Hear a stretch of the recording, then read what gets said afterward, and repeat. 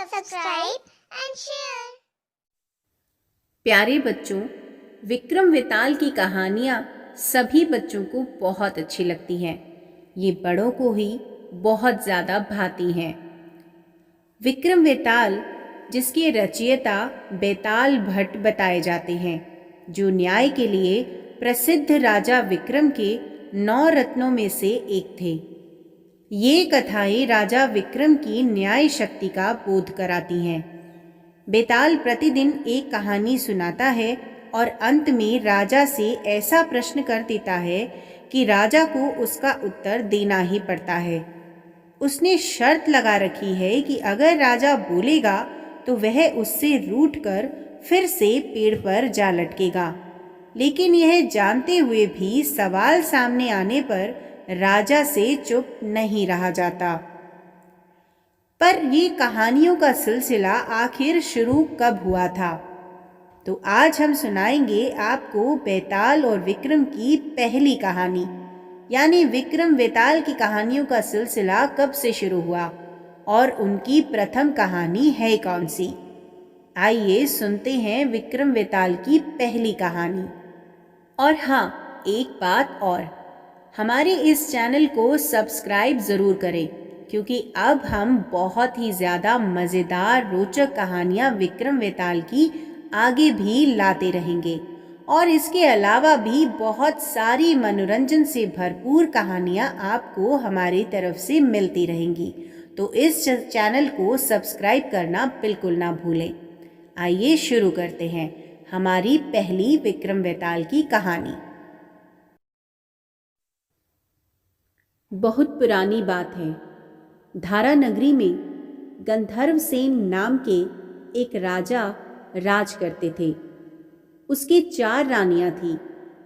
उसके 6 लड़के थे, जो सब के सब बड़े ही चतुर और बलवान थे।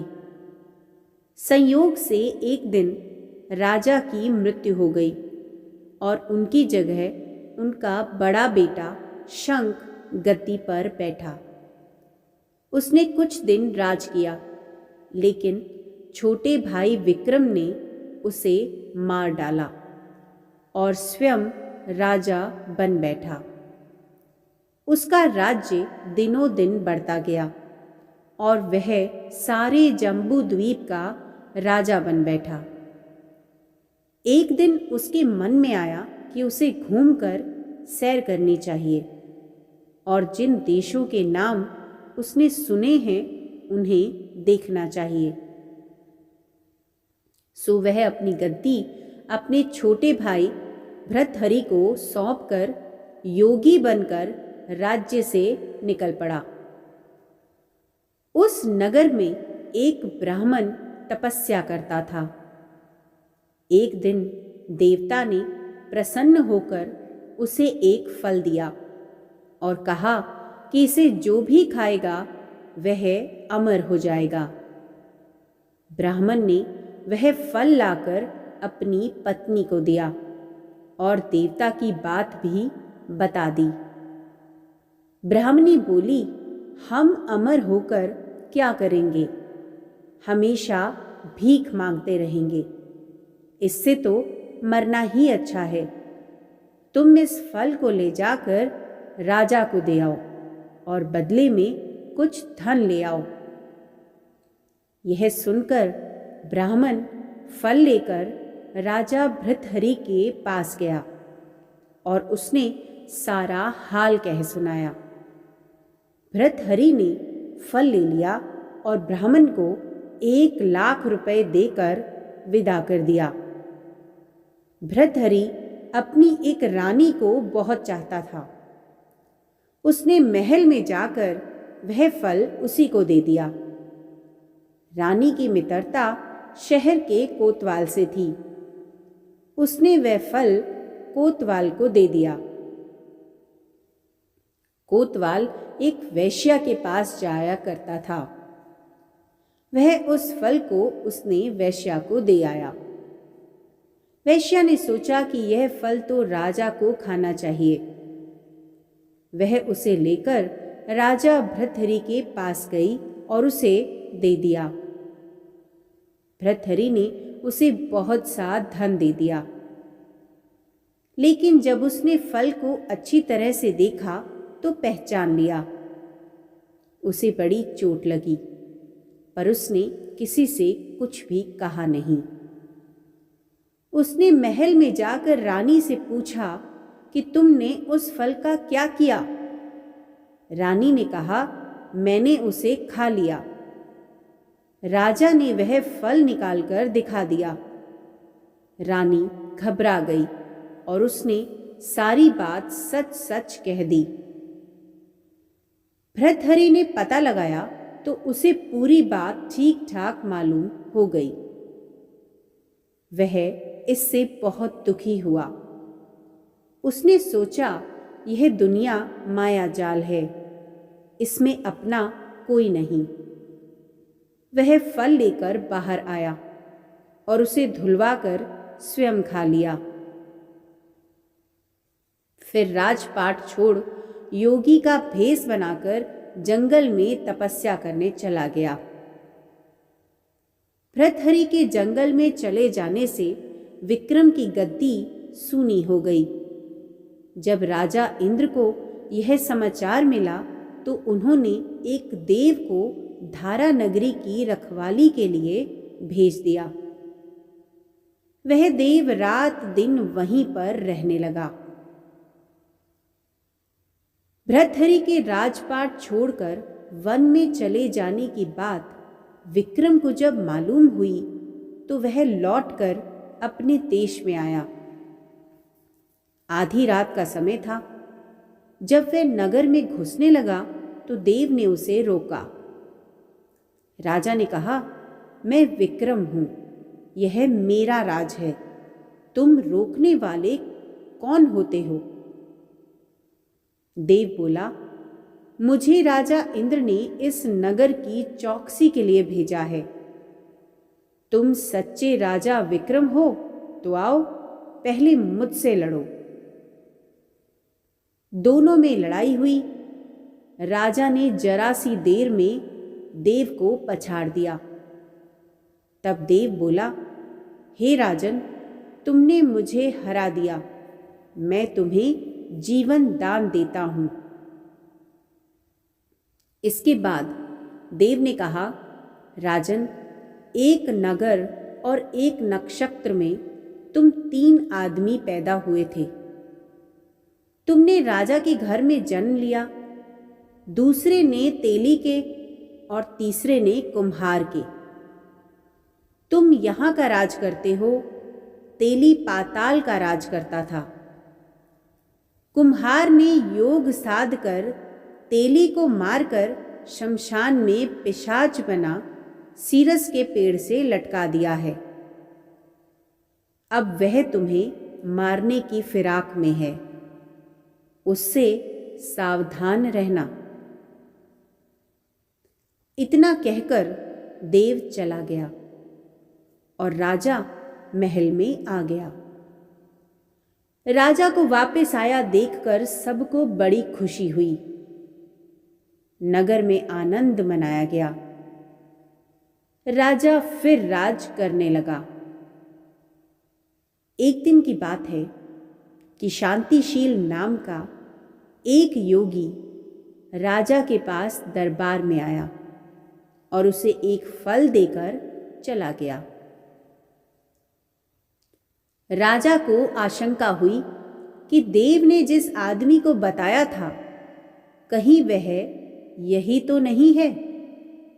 यह सोचकर उसने फल नहीं खाया और भंडारी को दे दिया।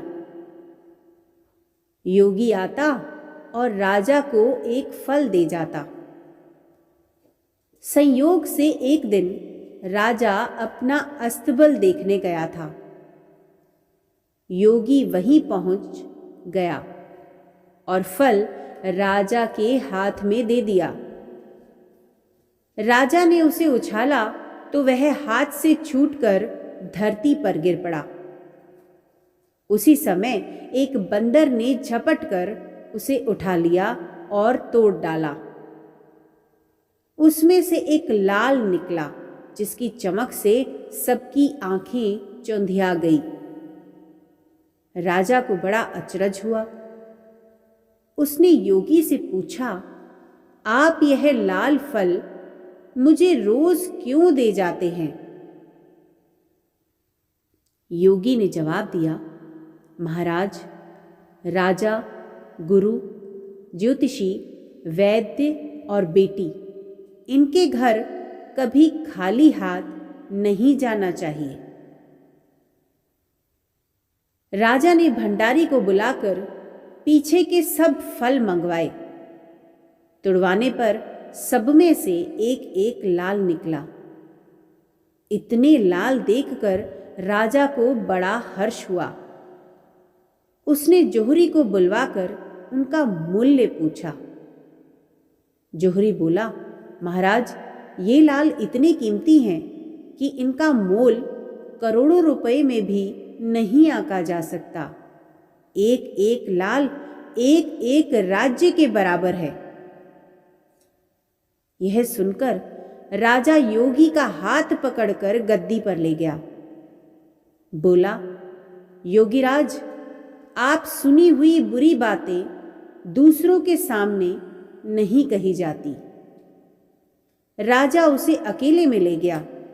वहां जाकर योगी ने कहा, महाराज, बात यह है कि गोदावरी नदी के किनारे मसान में से मैं एक मंत्र सिद्ध कर रहा हूं। उसके सिद्ध हो जाने पर मेरा मनोरथ पूरा हो जाएगा। तुम एक रात मेरे पास रहोगे तो मंत्र सिद्ध हो जाएगा। एक दिन रात को हथियार बांधकर तुम अकेले मेरे पास आ जाना। राजा ने कहा, अच्छी बात है। इसके उपरांत योगी दिन और समय बताकर अपने मठ में चला गया। वह दिन आने पर राजा अकेला वहां पहुंचा। योगी ने उसे अपने पास बिठा लिया। थोड़ी देर बैठकर राजा ने पूछा, महाराज, मेरे लिए क्या आज्ञा है? योगी ने कहा, राजन, यहां से दक्षिण दिशा में 2 कोस की दूरी पर मसान में एक सिरस के पेड़ पर एक मुर्दा लटका है। उसे मेरे पास ले आओ। तब तक मैं यहां पूजा करता हूं। यह सुनकर राजा वहां से चल दिया। बड़ी भयंकर रात थी। चारों ओर अंधेरा फैला था। पानी बरस रहा था। भूत प्रेत शोर मचा रहे थे। सांप आ आकर पैरों में लिपटते थे। लेकिन राजा हिम्मत से आगे बढ़ता गया। जब वह मसान में पहुंचा तो देखता क्या है कि शेर दहाड़ रहे हैं, हाथी चिंघाड़ रहे हैं, भूत प्रेत आदमियों को मार रहे हैं। राजा बेधड़क चलता गया और सिरस के पेड़ के पास पहुंच गया। पेड़ जड़ से फुनगी तक आग से दहक रहा था। राजा ने सोचा, हो ना हो यह वही योगी है जिसकी बात देव ने बताई थी। पेड़ पर रस्सी से बंधा मुर्दा लटक रहा था। राजा पेड़ पर चढ़ गया और तलवार से रस्सी काट दी। मुर्दा नीचे गिर पड़ा और दहाड़ मार मार कर रोने लगा। राजा ने नीचे आकर पूछा, तू कौन है? राजा का इतना कहना था कि वह मुर्दा खिलखिलाकर हंस पड़ा। राजा को बड़ा अचरज हुआ। तभी वह मुर्दा फिर पेड़ पर जा लटका। राजा फिर चढ़कर ऊपर गया और रस्सी काट मुर्दे को बगल में दबा नीचे आया। बोला, बता तू कौन है? मुर्दा चुप रहा। तब राजा ने उसे एक चद्दर में बांधा और योगी के पास ले चला। रास्ते में वह मुर्दा बोला, मैं बेताल हूं। तू कौन है और मुझे कहाँ ले जा रहा है? राजा ने कहा, मेरा नाम विक्रम है। मैं धारा नगरी का राजा हूं। मैं तुझे योगी के पास ले जा रहा हूं। बेताल बोला, मैं एक शर्त पर चलूंगा। अगर तू रास्ते में बोलेगा तो मैं लौटकर पेड़ पर जा लटकूंगा। राजा ने उसकी बात मान ली। फिर बेताल बोला, पंडित, चतुर और ज्ञानी, इनके दिन अच्छी अच्छी बातों में बीतते हैं, जबकि मूर्खों के दिन कलह और नींद में। अच्छा होगा कि हमारी राह भली बातों के चर्चा में बीत जाए। मैं तुझे एक कहानी सुनाता हूं, ले सुन। काशी में प्रताप मुकुट नाम का राजा राज्य करता था। उसके वज्र मुकुट नाम का एक बेटा था। एक दिन राजकुमार दीवान के लड़के को साथ लेकर शिकार खेलने जंगल गया। घूमते घूमते उन्हें तालाब मिला। उसके पानी में कमल खिले थे और हंस किलोल कर रहे थे। किनारों पर घने पेड़ थे जिन पर पक्षी चहचहा रहे थे। दोनों मित्र वहां रुक गए और तालाब के पानी में हाथ मुंह धोकर ऊपर महादेव के मंदिर पर गए। घोड़ों को उन्होंने मंदिर के बाहर बांध दिया। वो मंदिर में दर्शन करके बाहर आए तो देखते क्या है कि तालाब के किनारे राजकुमारी अपनी सहेलियों के साथ स्नान करने आई हैं। दीवान का लड़का तो वहीं एक पेड़ के नीचे बैठा रहा, पर राजकुमार से रहा ना गया। वह आगे बढ़ गया। राजकुमारी ने उसकी ओर देखा तो वह उस पर मोहित हो गया। राजकुमारी भी उसकी तरफ देखती रही। फिर उसने किया क्या कि जूड़े में से कमल का फूल निकाला, कान से लगाया, दांत से कुतरा, पैर के नीचे दबाया और फिर छाती से लगा अपनी सखियों के साथ चली गई। उसके जाने पर राजकुमार निराश हो अपने मित्र के पास आया और सब हाल सुनाकर बोला, मैं इस राजकुमारी के बिना अब नहीं रह सकता, पर मुझे ना तो उसका नाम मालूम है और ना ही ठिकाना। वह मुझे कैसे मिलेगी? दीवान के लड़के ने कहा, राजकुमार, आप इतना घबराएं नहीं, वह सब कुछ तो बता कर गई है। राजकुमार ने पूछा, कैसे? वह बोला, उसने कमल का फूल सिर से उतारकर कानों से लगाया तो उसने बताया कि मैं कर्नाटक की रहने वाली हूं। दांत से कुतरा तो इसका मतलब था कि मैं दंतबाट राजा की बेटी हूं। पांव से दबाने का अर्थ था कि मेरा नाम पद्मावती है। और छाती से लगाकर उसने बताया कि तुम मेरे दिल में बस गए हो। इतना सुनना था कि राजकुमार खुशी से फूल उठा। बोला, अब मुझे कर्नाटक देश में ले चलो। दोनों मित्र वहां से चल दिए। घूमते फिरते सैर करते दोनों कई दिन बाद वहां पहुंचे। राजा के महल के पास गए तो एक बुढ़िया अपने द्वार पर बैठी चरखा कातती मिली। उसके पास जाकर दोनों घोड़े से उतर पड़े और फिर बोले, माई, हम सौदागर हैं, हमारा सामान पीछे आ रहा है, हमें रहने को थोड़ी जगह दे दो। उनकी शक्ल सूरत देखकर और बात सुनकर बुढ़िया के मन में ममता उमड़ आई। बोली, बेटा, तुम्हारा घर है, जब तक जी में आए रहो। दोनों वहीं पर ठहर गए। दीवान के बेटे ने उससे पूछा, माई, तुम क्या करती हो तुम्हारे घर में कौन कौन है? तुम्हारी गुजर कैसे होती है? बुढ़िया ने जवाब दिया, बेटा, मेरा एक बेटा है जो राजा की चाकरी में है। मैं राजा की बेटी पद्मावती की धाय थी। बूढ़ी हो जाने से अब घर में रहती हूँ। राजा खाने पीने को दे देता है।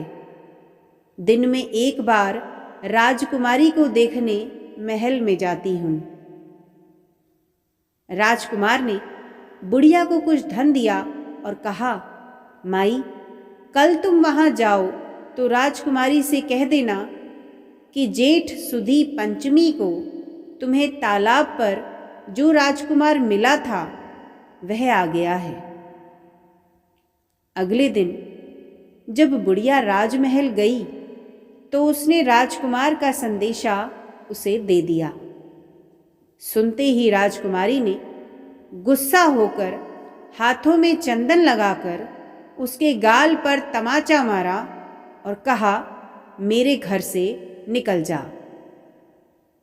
बुढ़िया ने घर आकर सब हाल राजकुमार को कह सुनाया। राजकुमार हक्का बक्का रह गया। तब उसके मित्र ने कहा, राजकुमार, आप घबराएं नहीं, उसकी बातों को समझें। उसने देसों उंगलियां सफेद चंदन में मारी। इससे उसका मतलब ये है कि अभी 10 रोज चांदनी के हैं। उनके बीतने पर मैं अंधेरी रात में मिलूंगी। 10 दिन के बाद बुढ़िया ने फिर राजकुमारी को खबर दी तो इस बार उसने केसर के रंग में 3 उंगलियां डुबोकर उसके मुंह पर मारी और कहा, भाग यहां से। बुढ़िया ने आकर सारी बात फिर से राजकुमार को सुना दी। राजकुमार शोक से व्याकुल हो गया। दीवान के लड़के ने समझाया, इसमें हैरान होने की क्या बात है? उसने कहा है कि मुझे मासिक धर्म हो रहा है, 3 दिन और ठहरो।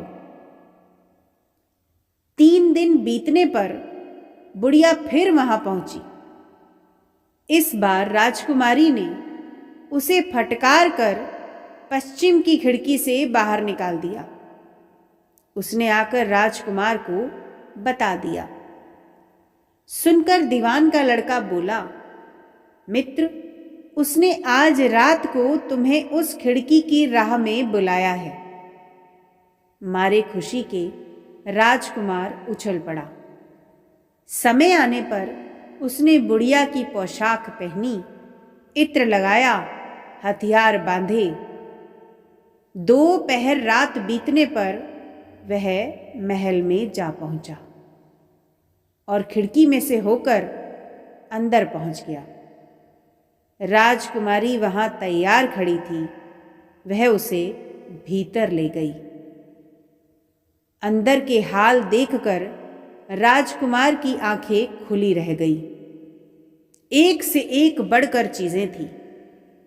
रात भर राजकुमार राजकुमारी के साथ रहा। जैसे ही दिन निकलने को आया कि राजकुमारी ने राजकुमार को छिपा दिया और रात होने पर फिर बाहर निकाल लिया। इस तरह कई दिन बीत गए।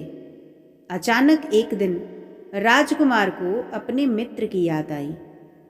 उसे चिंता हुई कि पता नहीं उसका क्या हुआ होगा।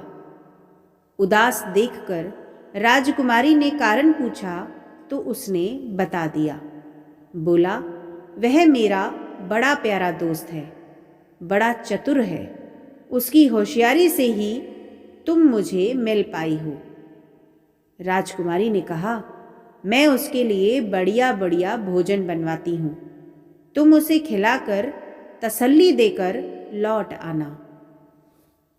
खाना साथ में लेकर राजकुमार अपने मित्र के पास पहुंचा।